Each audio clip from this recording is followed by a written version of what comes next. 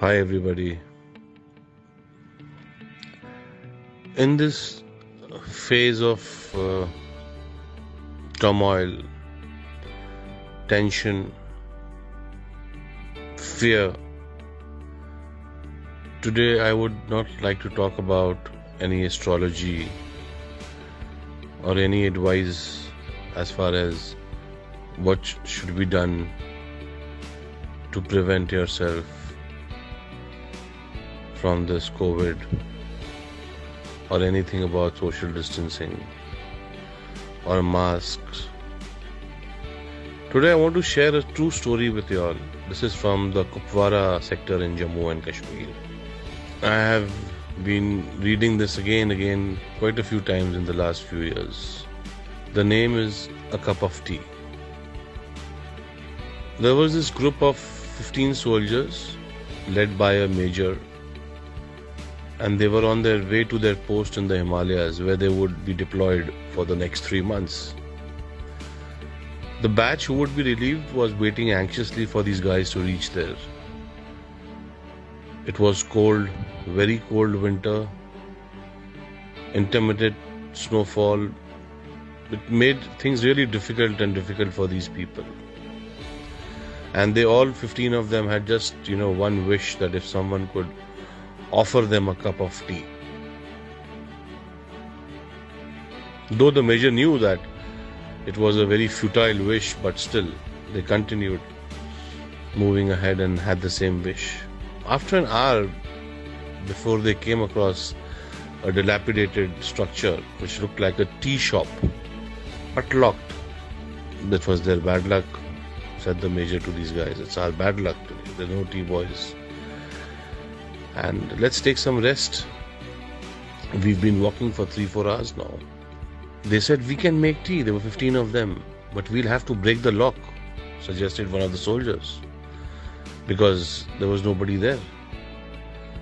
The main officer was in great dilemma to this unethical suggestion. Being from the army, they're supposed to protect.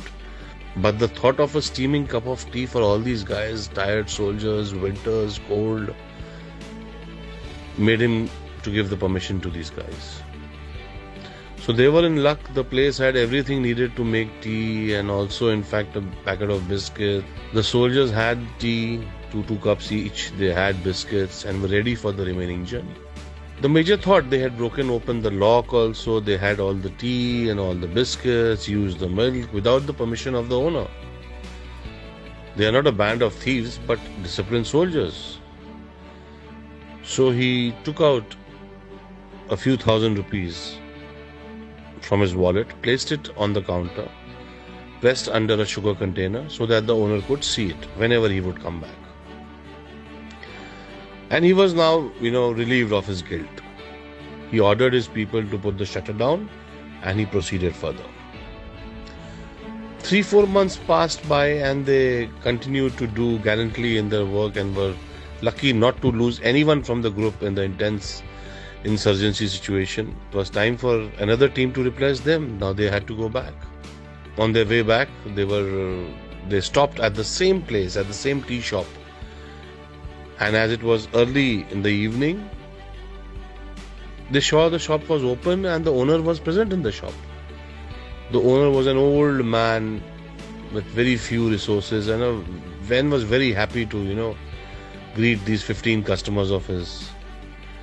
All of them had the tea, had biscuits, and they were talking to the old man about his life, his experience, especially selling tea at such a remote place and what kind of people come and etc. etc.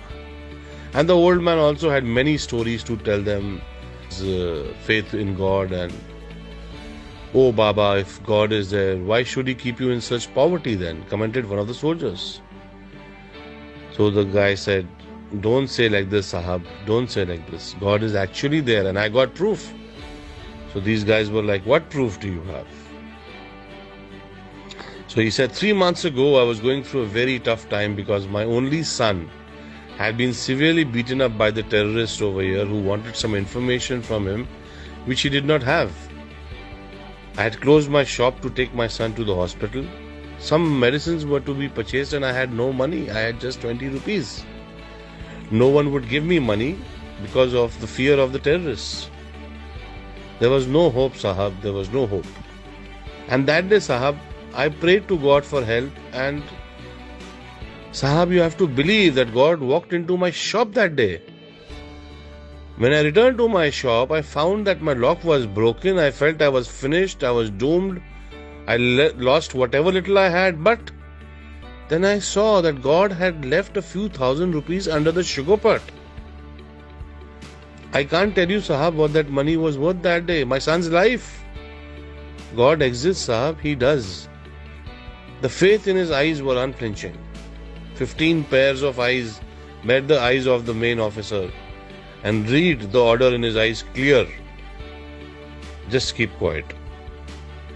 The officer got up and paid the bill. He hugged the old man and said, "Yes, Baba, I believe you. I know God exists. And yes, your tea was wonderful."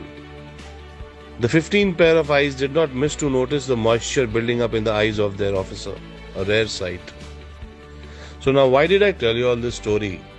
Walking on the path of truth and compassion, you can be the messenger of God to anyone. Today, everybody needs to be a messenger of God. We have to have a lot of compassion. And if we follow the path of truth, we can be messengers. And if we can be messengers of God to anyone today, if we can help anyone in any way, we should go ahead and do whatever little bit we can. And let everybody feel that Sahab, Bhagwan hai, God is there, Sahab. So let us walk on the path of truth and compassion, and let us try and be a messenger of God for everybody. Thank you, friends. I know I have taken 8 minutes of y'all, but I hope this does wonders for the world. Thank you. Thank you so much. God bless you all.